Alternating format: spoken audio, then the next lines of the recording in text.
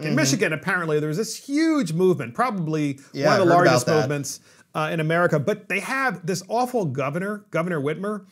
Trump calls her half Whitmer. Oh, jeez. And Michigan protesters, they of course continue to storm the Capitol. But that's the word that is used. They're storming the Capitol. They're not burning down the Capitol. Words They're not have power. hurting anyone. But these are the citizens of Michigan, the citizens of the United States who are saying, look, I want to go back to work. No different than Elon Musk saying he wants his workers to come back and he wants to get the factory moving again and get the economy moving. Well, all these protesters in Michigan, they went to the Capitol, they protested. They've been doing this every single weekend, in some cases every day, depending on the day, depends on how many people are there. And they're being ripped apart by most of the mainstream media. And it's really interesting to see the difference between the Democrat and Republican views of this lockdown. Because generally speaking, Democrats favor the lockdown and want it extended, maybe even until June, in some cases July. And Republicans want to go back to work. Yeah. But they want to do so sensibly, not recklessly. That's at least a general principle of what I'm hearing out there. I think that message is getting missed by a lot of people, or they're not really marketing that message of saying in moderation, with restraint, with the right movements, because it's like it comes off a lot of times being reported. Well, don't you think part of it's because the people of the United States, many of the people don't trust their government? They don't necessarily believe that the government is telling them everything that they need to know, or they're skewing numbers, or they just like the power. I mean, look, it's very natural in America to not trust government. That is actually how we were founded, right? We're founded as a country that we don't trust tyranny, and we don't believe in tyranny. So I think it's only natural for people to go to the Michigan Capitol. Look, if you've ever been to Michigan, and much of the state, of course, is rural, and where they don't have hardly any cases, and these folks are going, you know what? Why is it one size fits all, Governor Whitmer? So here's MSNBC News' version of the recent protest in Michigan. Listen for the bias out there, podcast listeners. You're gonna love MSNBC's version of the Michigan protesters and how dangerous they are, but how small number they are. So small, of course, that MSNBC still decided to report on it. We have a clip on this, and here it is. Tonight, after Michigan's Republican-led legislature rejected Governor Whitmer's request to extend a state of emergency declaration, Governor Whitmer issued a new executive order extending the declaration until May 28th.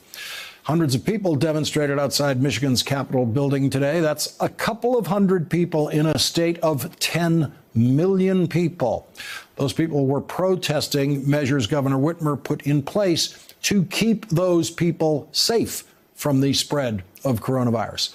Many protesters carried assault weapons and had pro-Trump signs and pro-Trump campaign paraphernalia. So a lot of podcasters don't know this, but even though Squirrel here tends to be more on the moderate side as a millennial, he's very pro-Second Amendment.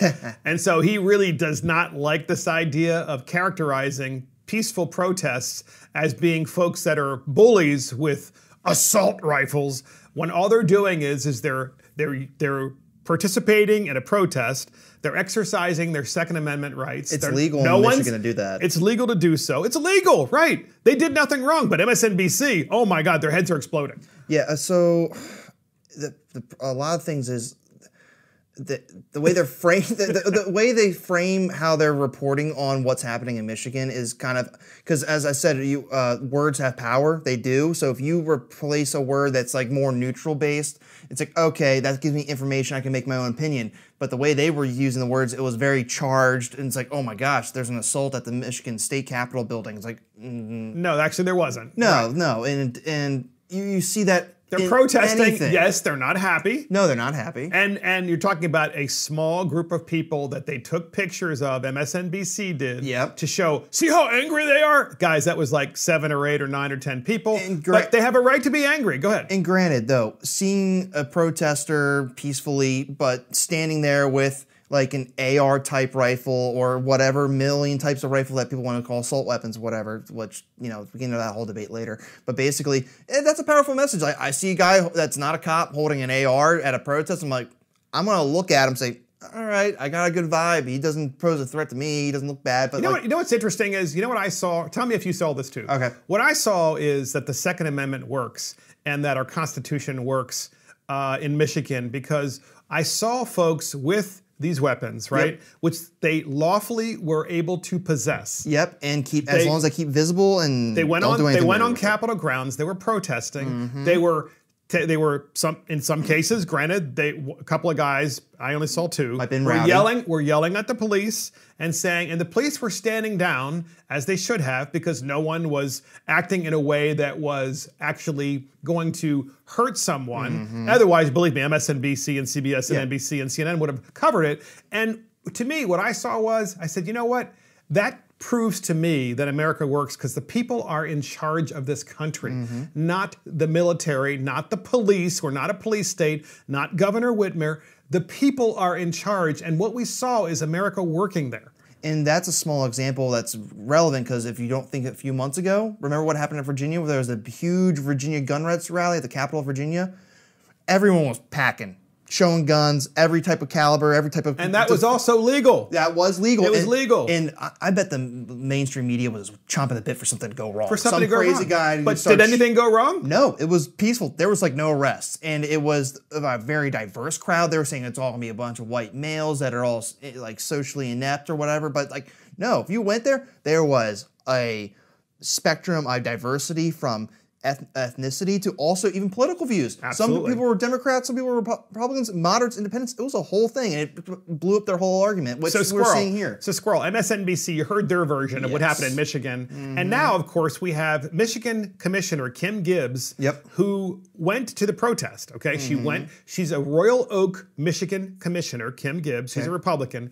She went to the protest and exercised her right of free speech and assembly, and she was censured because she went to the protest by her fellow county commissioners and I think the county executive, if I'm correct. Interesting. We have her version of what happened, and here is the clip. Well, that was the reason for my censure.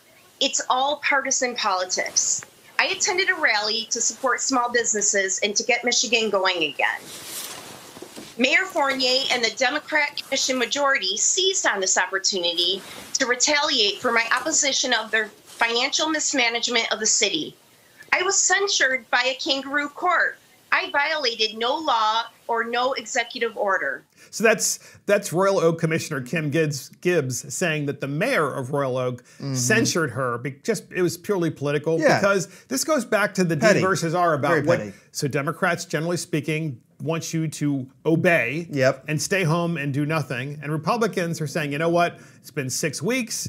Enough already. We want to go back to work. And we think that we're adults here and we can make our own decisions. And oh, by the way, we're not seeing the data to support that fact that one size fits all. Go ahead. Yeah. So, what happened to this commissioner was definitely partisan politics. It was very petty. She was exercising her rights to do so. She was probably representing maybe her constituents from her county because of Royal Oaks, because they may have not been able to go, but she was able to go. So she went and said, I'm representing this part of these people, these constituents. They want to go back to work too. And we see partisan politics and there's a litany of examples, but her being censured makes no sense. Especially during this time of a pandemic, because you cannot use a pandemic, you cannot use an emergency as an excuse to limit the First Amendment. And the right of assembly. You just can't do it. I'm sorry. And as you said, as adults, there's a level of expectation of leveraging common sense, but unfortunately sometimes people don't leverage common sense, and there's plenty of examples of that too.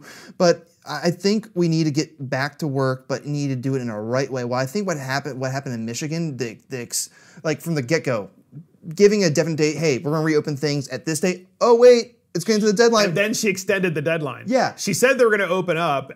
She at least intimated that she was going to do so and said, nah, you know what? I'm going to extend the emergency declaration for another 28 days until the end of May. No wonder people are upset. Yeah. I mean, the end of May? Yeah, and it's impacting their lives and their wallets and stuff like that. And also maybe try like long-term, conspiracy would be like, oh, we're going to get more people on the government dole or because the government take because they need money and we can give them money because we have all the tax revenue. But one thing is, though, from the get-go, if a state wanted to keep people like, hey, this is going to be a while, we're not going to reopen the state, you may not like my comment here, but that doesn't matter. That's why we're doing this. I'm just prefacing, just saying. I like what Maryland Governor Larry Hogan did. He said we'll go back to normal once the state of emergency is lifted with no definite date. So the expectation is saying we got to wait till the governor and his litany of opening Maryland back open committee. It needs to be science-based. Yes. And one size fits all does not work. No. Different states, different problems. I have no doubt that there are certain counties in Michigan and certainly Detroit that are affected and certain areas that are not. We also know that certain demographics are affected and others are not. And it's skewed in one way versus another. And we also know that high-density areas are affected more than areas that aren't. So we're adults, guys. We can figure this out. Extending another 28 days in Michigan makes no sense.